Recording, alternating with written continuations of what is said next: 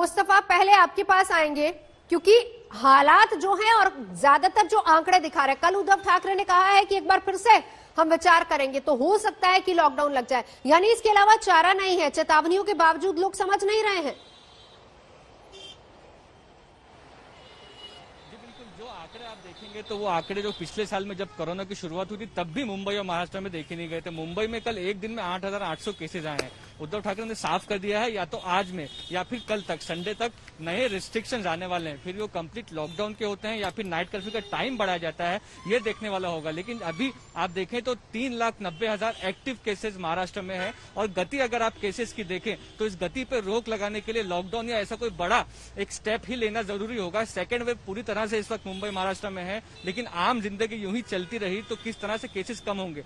नए स्ट्रेन की ऑब्जर्वेशन महाराष्ट्र में ऐसी आ रही है कि इन्फेक्शन ज्यादा बढ़ रहा है, भले ही लोग हॉस्पिटलाइज कम हो रहे हैं लेकिन ज्यादा लोग प्रभावित हो रहे हैं। तो इसको रोकने के लिए आज और कल में महाराष्ट्र में, मुंबई में नए रिस्ट्रिक्शन लागू किए जा सकते हैं। नवजोत, नए रिस्ट्रिक्शन जिसकी जरूरत भी है, लेकिन दिल्ली के हालात भी चिंता बढ़ा रहे हैं। ऐसे में जब देखिए सेंट स्टीफन कॉलेज, क्योंकि लोग तो एजुकेशनल टूर पर गए थे 13 बच्चे, लेकिन वो 13 के 13 संक्रमित पाए गए। हिमांशु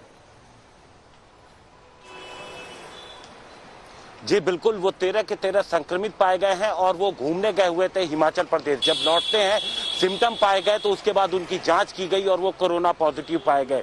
इस दौरान अगर आप देखिए, पहले बात करें आज से 15-16 दिन पहले की अगर नवजोत, तो केसेस 400-500 केसेस दिल्ली में आ रहे थे, लेकिन अचानक से ये केसेस की संख्या 3,000 की संख्या पार कर गई है।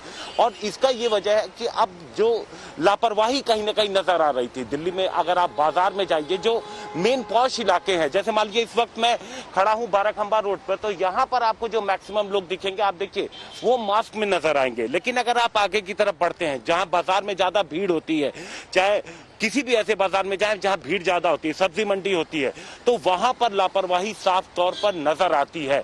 और यही वजह है कि अब एक बार फिर से सख्ती बढ़ाई जा रही है। टीम्स जो है दिल्ली सरकार की हो या दिल्ली पुलिस की हो, लगातार लोगों के बीच में वो नजर बनाए हुए हैं और बिना मास्क के अगर कोई दिख रहा है तो उसका चालान काटा जा रहा है। सोशल डिस्टेंसिंग पे ध्यान दिया जा रहा है। लोगों को एक बार फिर से चेताया गया, जो मार्केट एसोसिएशन के लोग हैं उनको इसके बारे में बताया गया है कि किसी कीमत में, जब लॉकडाउन के बाद दुकानें खुली थी और जिस तरीके से रेगुलेशन था वो पालन करना होगा, सोशल डिस्टेंसिंग का ध्यान रखना होगा।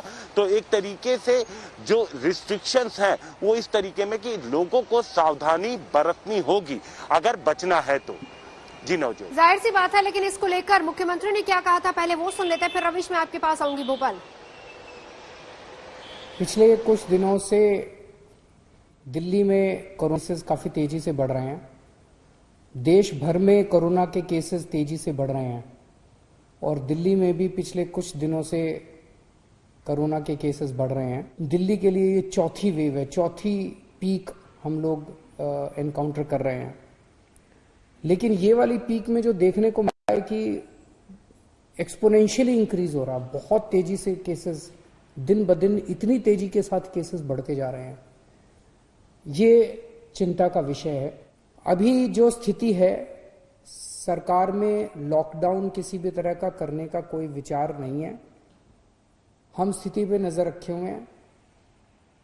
भविष्य में अगर जरूरत कभी पड़ेगी तो मैं आपसे बातचीत करके ऐसा कोई निर्णय लिया जाएगा, लेकिन अभी फिलहाल कोई लॉकडाउन करने का सरकार का निर्णय नहीं, सरकार का विचार नहीं है। वैक्सीनेशन के ऊपर सरकार पूरा ध्यान दे रही है। हमें लगता है कि जितना ज्यादा वैक्सीनेशन किया जाएगा उतना ज्यादा इस बीमारी पे काबू पाया जा सकता है। हमें खुशी है कि केंद्र सरकार ने 1 अप्रैल से 45 साल से ऊपर की उम्र वालों के वैक्सीनेशन की इजाजत दे दी है। केंद्र सरकार अगर हमें मास लेवल पे वैक्सीनेशन करना अलाउ करे तो हम कम्युनिटी सेंटर्स में, स्कूलों के अंदर, मतलब कई 100 हजारों हम फैसिलिटीज क्रिएट करके इसको युद्ध स्तर के ऊपर वैक्सीनेशन ड्राइव शुरू कर सकते हैं। और अगर युद्ध स्तर के ऊपर वैक्सीनेशन ड्राइव शुरू की गई तो मुझे लगता है कि कोरोना को कंट्रोल करने में हम लोगों को मदद मिलेगी।